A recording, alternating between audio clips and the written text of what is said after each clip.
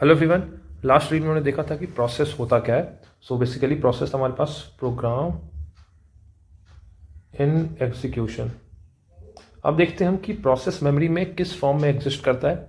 So basically ये एक logical diagram है प्रोसेस का। इसमें कुछ कंपोनेंट्स हैं, जैसे कि पहला कंपोनेंट होगा हमारे पास टेक्स्ट, फिर है डेटा, फिर है हीप, और फिर हमारे पास मेन। ये जो चार है ये इनके मेन कंपोनेंट्स हैं। ये फोर्थ है स्टैक। सो पहले हम देखते हैं कि टेक्स्ट क्या होता है।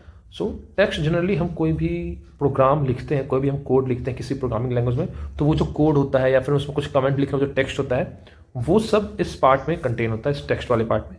तो वही इसका डिस्क्रिप्शन है, अ टेक्स्ट और code segment contains executable instructions. तो किसी भी प्रोग्रामिंग लैंग्वेज में हम कोई भी कोड लिखते हैं तो वो क्या होता है, वो कुछ इंस्ट्रक्शंस होता है जिसको एग्जीक्यूट करते हैं तो हमें कुछ आउटपुट मिलता है। तो वो आ गया टेक्स्ट पार्ट के अंदर। फिर सेकंड पार्ट हमारे पास डेटा। सो डेटा क्या होता है कि हम कोई भी प्रोग्राम में जब हम कोई ग्लोबल वेरिएबल डिक्लेयर करते हैं, ग्लोबल वेरिएबल क्या होता है कि उस वेरिएबल को हम उस प्रोग्राम में कहीं भी यूज़ कर सकते हैं, तो उसको हम ग्लोबल वेरिएबल बोलते हैं। उसका जो उस वेरिएबल का जो स्कोप है वो पूरे प्रोग्राम के थ्रू है, तो वो स्टोर होता है डेटा पार्ट में। थर्ड है हमारे पास हीप।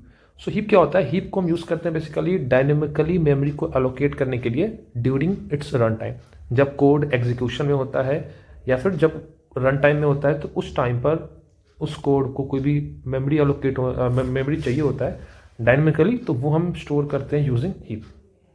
तो यहाँ पे एक डेफिनेशन भी है डायनेमिकली मेमोरी एलोकेशन का। ये क्या है, एक प्रोसेस है जिसके हेल्प से हम क्या करते हैं, स्पेस असाइन करते हैं एग्जीक्यूशन टाइम पे उस प्रोग्राम को।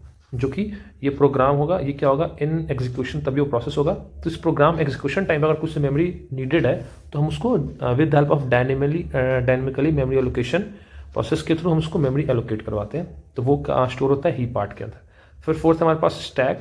सो स्टैक क्या करता है, स्टैक के अंदर बेसिकली जो टेम्परेरी डेटा हो गया, जैसे कि हम कोई भी वेरिएबल हम क्रिएट करें, सपोज हमने किया int a is equal to 4, ठीक है, ये इंटीजर है, तो ये जो ए होगा ये होगा कहाँ पे स्टोर, हमारे पास स्टैक में होगा स्टोर।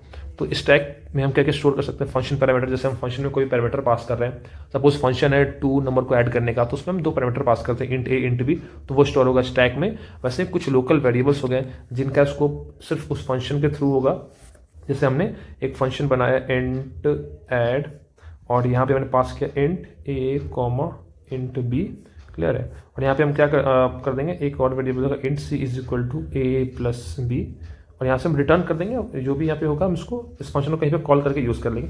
तो ये जो सी क्या होगा, ये लोकल वेरिएबल होगा, इसका स्कोप सिर्फ इसी ऐड फंक्शन के अंदर अंदर ही होगा, इसको हम बाहर यूज़ नहीं कर सकते। तो वही होगा हमारे पास ये local variable. So I hope आपको प्रोसेस मेमोरी में दिखता कैसा वो क्लियर हो गया होगा। प्रोसेस पे और वीडियोज़ भी ऑलरेडी अपलोडेड है, आप जाकर उनको भी देख सकते हैं। Thank you.